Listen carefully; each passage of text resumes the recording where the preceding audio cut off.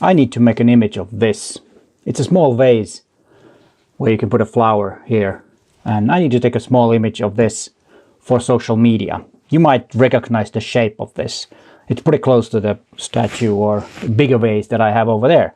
It's made by my friend Sami Rinne Design. Not sponsored, just wanted to show you how to make this image. And I will be using Olympus Capture. So Olympus Capture tutorial coming up. Hi there, I'm Peter Forsgaard, an Olympus visionary and a professional photographer from Helsinki, Finland. It's a free software from Olympus, and I put a link in the description of this video to the website where you can download the software. And there is a Mac version and there is a Windows version. Another thing you need is a compatible camera. And here is a list of all the cameras that can be used with Olympus Capture. Unfortunately, not all Olympus OMD cameras are compatible with the Olympus Capture software. It would be nice if it were, but that's not the case. So if you don't have a camera that's not compatible, then you need to use OI Share app to do remote shooting. But it's not as good in this situation what I'm using, so that's why I'm using the Olympus Capture software. First thing you need to do is to connect your camera with the USB cable to your computer, and the USB port can be found. It actually says USB in the side of the camera, and this is EM1 Mark II, so it has a USB-C connection. You can also connect your camera, the EM1 Mark III and EM1 Mark III and EM1X. You can connect via Wi-Fi, but then you do not have the luxury of a big screen. You can't see it from your computer screen. You only have the possibility to wirelessly send your images into the computer, which would be good if I was making a portrait in a studio.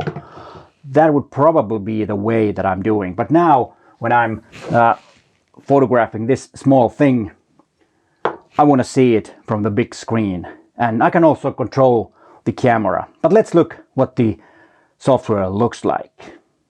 All right, let's open the Olympus Capture software, and I've already plugged in the USB, but here is the place where you decide which one you want to use. Wi-Fi connection, which worked only with EM1 Mark III and EM1X. So we are going to do USB connection. What we need to do here is to choose this one, PC to camera. Now it should show the image.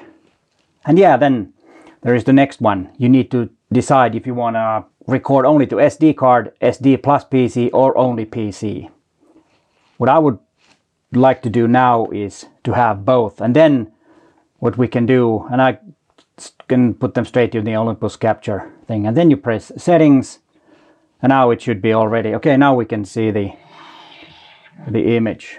Let's see, there is what we are going to as you can see, you can also see the magnification, and there you have the histogram, and now you can see it's mid-gray because it's against the gray wall.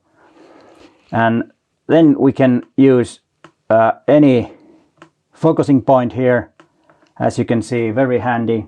Here we can tweak the settings what we want. We can change the file save settings, and then we have the super control panel here, and that is very nice because here we can switch or change the settings of the camera, and this is what I have right now. This one is grayed out because I have MF clutch on. If I take it out, you can see now it's a autofocus, and here you can choose the different autofocus versions. You don't have the tracking option on this one. And here you can change the white balance.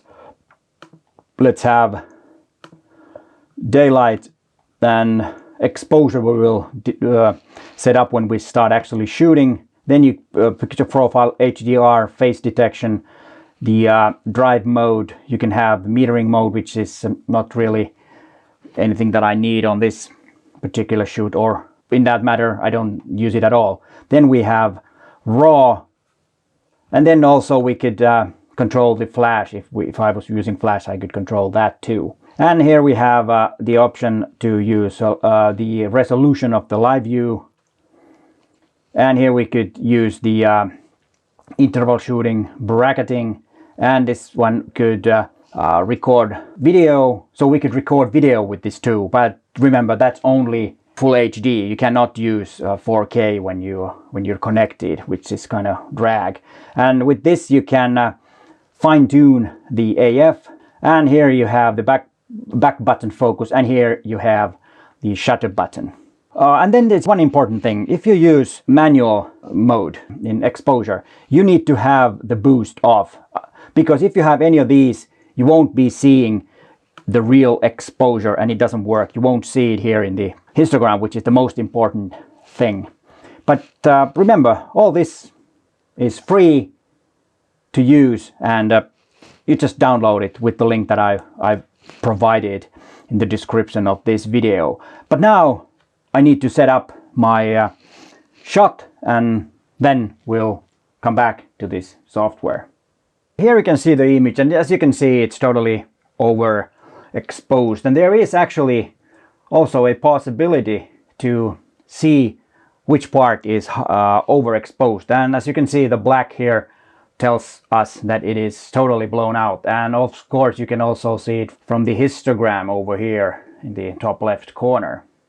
So the way to tweak the exposure is, what I want to do is, maybe I'll stop down to f2.8, and also then